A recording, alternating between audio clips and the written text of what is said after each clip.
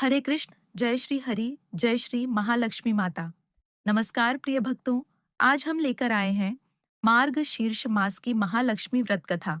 एक ऐसी कथा जो सुनने मात्र से धन, ऐश्वर्य और सौभाग्य की प्राप्ति होती है। जो मन लगाकर माता महालक्ष्मी की यह पवित्र कथा सुनता है, उसके जीवन से दरिद्रता, दुख और क्लेश सदा के लिए दूर हो जाते हैं। तो आइए भक्तिभाव से सुनिए ये दिव्य कथा। एक समय की बात है। सौराष्ट्र देश में भद्रश्रवण नाम का एक राजा राज्य करता था। राजा बहुत प्रतापी, दयालु और प्रजावत्सल था। उसकी रानी का नाम था सूर्य चंद्रिका, अत्यंत सुंदर, सुलक्षणा और पतिव्रता नारी। राजा और रानी के 7 पुत्र हुए। फिर भगवान की कृपा से उन्हें एक कन्या का वरदान मिला। उस कन्या का नाम रखा गया श्यामबाला।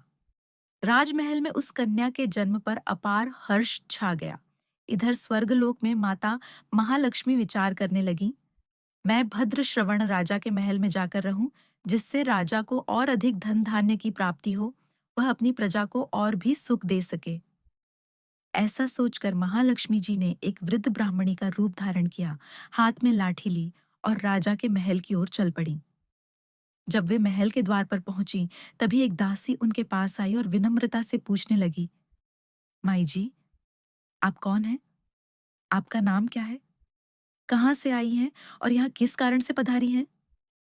वृद्ध ब्राह्मणी रूप में माता महालक्ष्मी बोली, बेटी, मेरा नाम कमला है।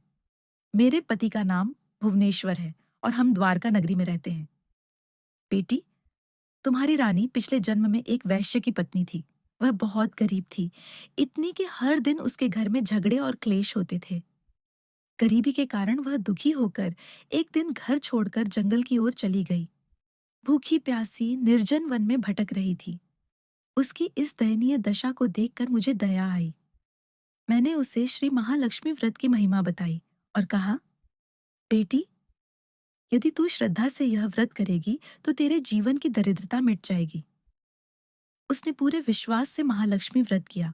मैं प्रसन्न हुई और उसे असीम सुख संपत्ति का आशीर्वाद दिया। उसका घर धन धान्य से भर गया। जीवन में शांति और ऐश्वर्य लौट आया।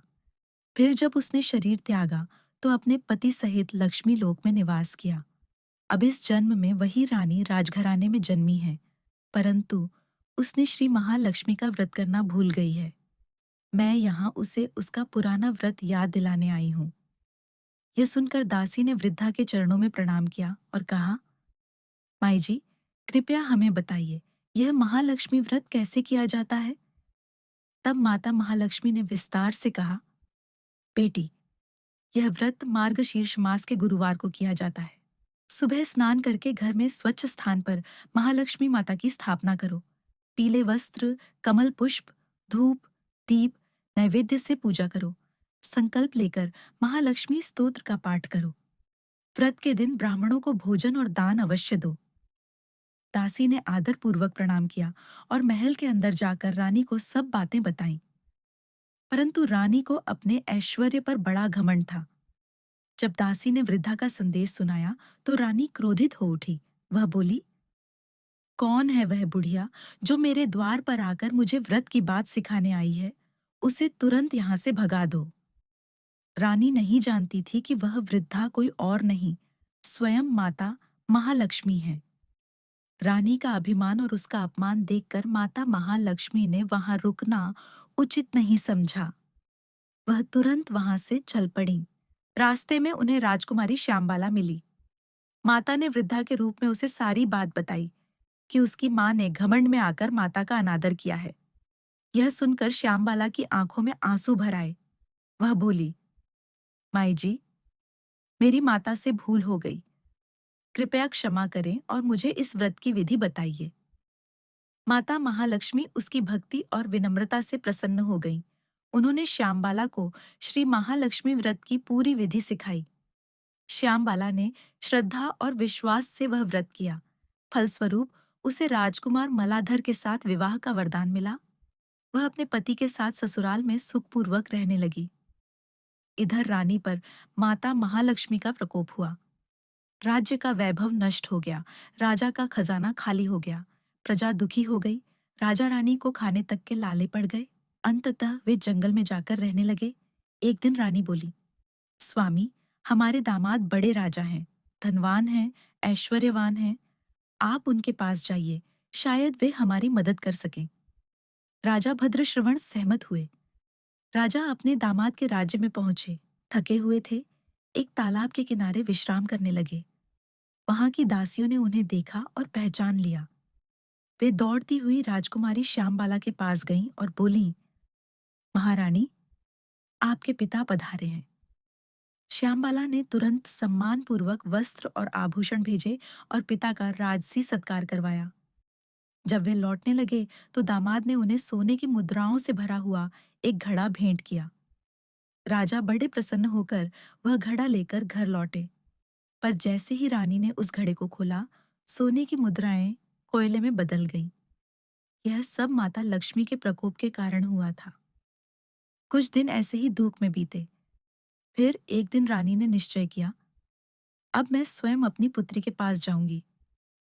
वह जब अपनी बेटी के महल पहुंची, वह अघन मास का अंतिम गुरुवार था। उस दिन श्यामबाला ने श्री महालक्ष्मी व्रत किया था। रानी ने भी बेटी की प्रेरणा से वही व्रत किया।